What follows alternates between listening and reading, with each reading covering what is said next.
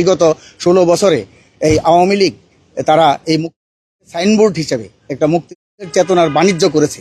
উনি বললেন ওনার কথা, সেটা হলো যে বাংলাদেশ এই 24-এর গণ অভ্যুত্থানের পরে একটা নতুন পরিস্থিতি, নতুন একটা সুযোগ আমাদের সামনে তৈরি হয়েছে। সেই সুযোগকে আমাদের কাজে লাগাতে হবে। তার জন্য যারা সরকারে থাকবে, যারা বিরোধী দলে থাকবে, সবাই মিলেই দেশটাকে সামনের দিকে অগ্রসর করে নিতে হবে, সেই আশাবাদ উনি ব্যক্ত করলেন। আর বললেন যে যদি জনগণ আমাদেরকে ম্যান্ডেট দেয়, আমরা ওনার কিছু প্ল্যান পরিকল্পনা সেগুলোর কথা বললেন। কারণ 25 তারিখে উনি এসেই বলছেন যে আই হ্যাভ এ প্ল্যান, সেটা উনি কিছু ব্যাখ্যা করেছেন, 2-3টা পয়েন্ট। আর বাকি বিষয়গুলো তো বিস্তারিত আছে, সেগুলো তুলে ধরবে জাতির সামনে ওনাদের নির্বাচনী ইশতেহারের মধ্যে। 2 নম্বর হলো যে আমরা যেটা বলছি, যে উনি বললো যে আমি যেটা বলছি 25 তারিখের বক্তব্যে, সেটাকেই আমি ওন করি, আমার দল এবং আমি ব্যক্তিগতভাবে সেটা ওন করি। কারণ 1971-এর যে মুক্তি, সেটা হলো আমাদের ভিত্তি। মুক্তিকে বাদ দিলে, 71-কে বাদ দিলে বাংলাদেশের অস্তিত্ব থাকে না। কাজেই মুক্তি আমাদের ভিত্তি, এবং 90-এর গণ অভ্যুত্থান এবং 24-এর গণ অভ্যুত্থানের যে আকাঙ্ক্ষা, সেই আকাঙ্ক্ষাকে ধারণ করেই আমরা নতুন যে বাংলাদেশ, একটা কল্যাণ রাষ্ট্র বাংলাদেশ, সেটা গড়ে তুলতে চাই। সেই কথাটা উনি এখানে বললেন।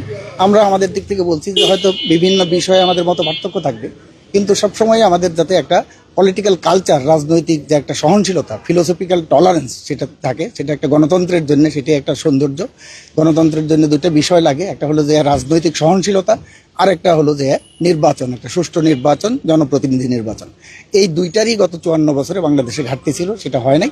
সেইটা এই সুযোগটা যাতে আমরা কাজে লাগাতে পারি।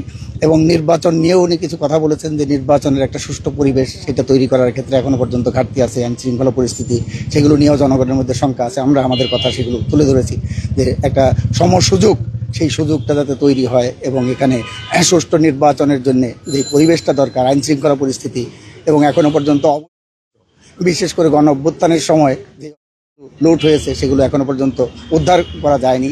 এবং নির্বাচনের আগের থেকেই আমরা বিগত দিনে দেখেছি যে বৈধ সেই পত্রগুলো জমা নিয়ে নেয়, এখনো পর্যন্ত সেই ব্যাপারে কোনো ইনস্ট্রাকশন সেগুলো নাই।